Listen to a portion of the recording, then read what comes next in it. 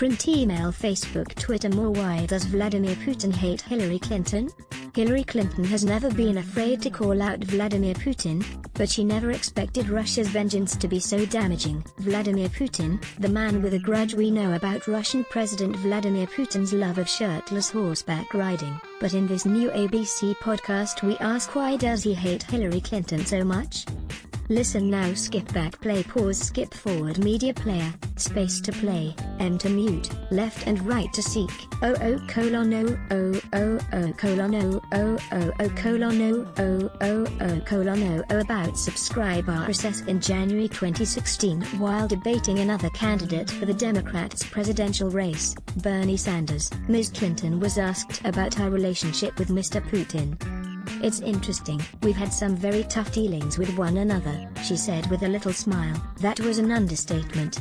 For the last 7 years, Ms. Clinton and Mr. Putin have been in a tit-for-tat battle of words, with their language sometimes becoming quite heated. The two first encountered each other in an official capacity while Ms. Clinton was serving as Secretary of State, and Mr. Putin was taking some time off from being President of Russia by being Prime Minister of Russia. At the time, life was good for Mr. Putin, though he was frustrated by being constitutionally relegated to the number 2 job behind his sidekick Dmitry Medvedev. The Russian people were generally supportive of him and he felt like a man on top. When Ms. Clinton and Mr. Putin met, she thought he was trying to establish dominance and she called it manspreading. She said he took her into his inner sanctum and showed her a map of the places he was intending to tag polar bears. He asked her to extend an invitation to her husband Bill to come along. When she jokingly offering to go instead, Mr. Putin was apparently unimpressed.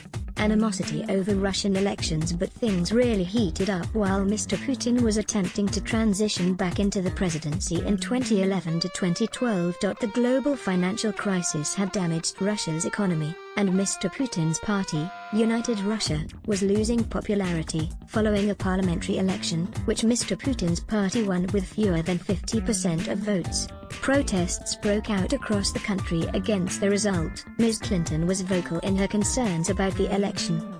Here's Organization for Security and Cooperation in Europe, for example, cites election day attempts to stuff ballot boxes, manipulate voter lists and other troubling practices. She said, Mr. Putin, refusing to admit his own popularity was under threat, said the U.S. State Department and its Secretary Ms. Clinton were interfering in his affairs, stirring up protests against him. "Our partners shake us from time to time so that we don't forget who owns this planet," he said. "So that we know they have methods of pressure and influence on our country from within." This was only the beginning of the animosity between the two. Tough guy with a thin skin. In 2012, the U.S. government approved the Magnitsky Act, a bill of sanctions against Russian entities seen to be involved in the death of Sergei Magnitsky. Magnitsky was a private lawyer who was investigating corruption in the Russian system for an American businessman named Bill Broder. The sanctions bill enraged Mr. Putin. Mr. Broder suspects that some of Mr. Putin's own money, and money belonging to Mr. Putin's rich allies, was restricted by the bill. Mr. Putin called it an unfriendly act and he responded by banning American couples from adopting Russian children. Ms. Clinton was not a strong proponent of the Magnitsky Act, but she was in charge of the State Department when it was instituted. She left the State Department in 2013, but continued to criticize Mr. Putin. Over the years she has said that Mr. Putin doesn't have a soul. She called him a tough guy with a thin skin. And she compared his annexation of Crimea in 2014 to the actions of Adolf Hitler in the 1930s. She also supported the crippling economic sanctions slapped on Russia in the wake of that annexation.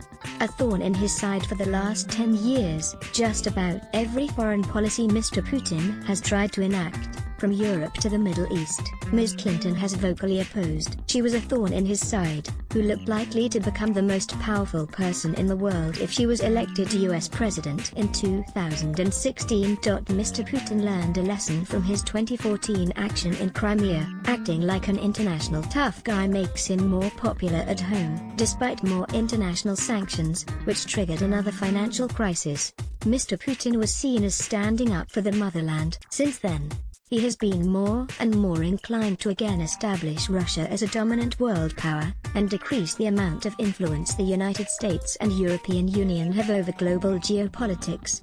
And there was no better way of making a statement of Russian power than attacking the woman who had been standing in his way for so long. According to the US intelligence agencies and politicians on both sides of the US political scene, Mr. Putin rolled out the ultimate revenge in 2015 and 2016.